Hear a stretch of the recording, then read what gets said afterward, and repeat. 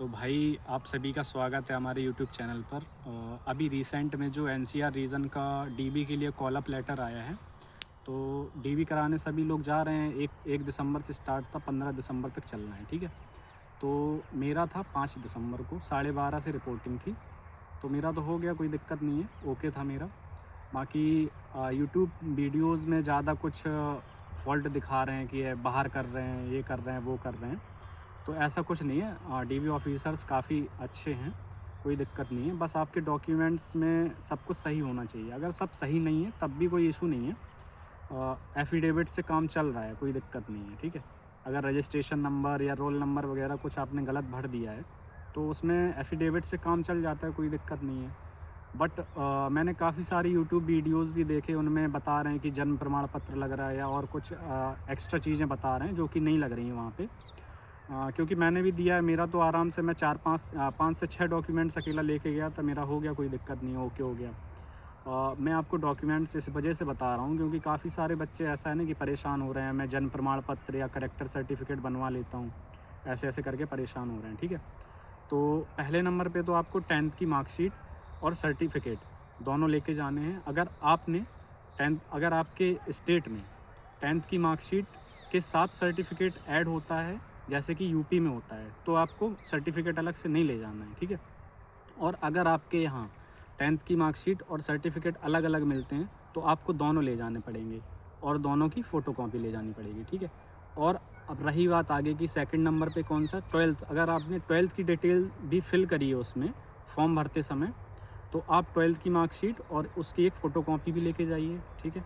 इसके बाद आता है आपका ITI आपने जिस ट्रेड से करी है, फ़िटर से करी है तो फ़िटर का ले जाइए, इलेक्ट्रीशियन से करी तो इलेक्ट्रीशियन का। तो जो फ़िटर वाले बंदे हैं तो वो ITI की सर्टिफिकेट और मार्कशीट दोनों लेके जाएंगे।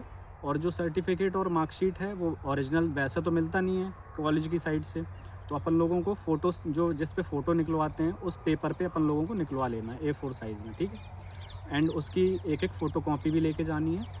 अब उसके बाद आता है आपका कास्ट सर्टिफिकेट। कास्ट सर्टिफिकेट क्या है कि आप अगर SC ST OBC और EWS या जनरल का तो नहीं लगता, EWS अगर है आपका, तो ये आपके फाइनेंशियल ईयर, उसमें एक फाइनेंशियल ईयर होता है कि फाइनेंशियल ईयर आपका 2024-25 रहेगा, ठीक है। और बनना कब चाहिए, 2025 में बनेगा आपका सर्टिफिकेट एंड फाइनेंशियल ईयर रहेगा आपका 2024-25। मेरा EWS से ही था, मेरा ओके था, कोई दिक्कत नहीं थी। EWS के बाद बात आती है आपका आधार कार्ड की एक फ़ोटोकॉपी और कास्ट सर्टिफिकेट की भी एक फ़ोटोकॉपी एंड ओरिजिनल भी लेके जाना है, ठीक है। और आधार कार्ड की फ़ोटोकॉपी के बाद आपका आता है फ़ोटो, तो एक फ़ोटो लग रही है, बाकी कोई दिक्कत नहीं है, सिर्फ एक फ़ोटो से ही काम चल जाएगा। अगर आपको ले जाना है तो आप अपनी ज़रूरत के हिसाब से 2 भी ले जा सकते हैं, बाकी लग एक ही रही है, ठीक है। एंड इसके बाद तो बस क्या ही है, मतलब अगर आपको वो ऑफिसर्स वेरीफाई नहीं कर पा रहे हैं तो आप उनको ये बोलिए कि सर मैं एफ़िडेविट, या वो ही खुद बोल देते हैं कि एफ़िडेविट आप बनवा लो, या इतने इतने दिन का टाइम है आपके पास, 6-7 दिन का, या अभी बनवा के जमा कर दो, तो कोई दिक्कत नहीं है। बाकी उसके बाद क्या है कि आपने फॉर्म भरते समय एक रजिस्ट्रेशन वगैरह किया था NATS पोर्टल पे, नेशनल अप्रेंटिसशिप ट्रेनिंग स्कीम करके कोई एक पोर्टल है, उस पर रजिस्ट्रेशन किया था, तभी फॉर्म भरा था। तो जो वो रजिस्ट्रेशन नंबर है वो भी सर लोग वेरीफाई कर रहे थे बाद में, बट वो मैंडेटरी नहीं था, नॉर्मली ऐसे बोला था मुझसे, तो मैंने तो चेक करा दिया था अपना लॉगिन करके। मैंने कहा सर मैं लॉगिन करके दिखा दे रहा हूँ आपको, तो उन्होंने वेरीफाई कर लिया था। बाकी इसके अलावा आपको कुछ नहीं ले जाना है। जो भी जन्म प्रमाण पत्र बोल रहे हैं या करेक्टर सर्टिफिकेट बोल रहे हैं, ऐसा कुछ नहीं है, सब अफवाहें हैं, अफवाहों पर मत ध्यान दीजिए, ठीक है। और आराम से अपना DV कराइए, कोई दिक्कत नहीं है।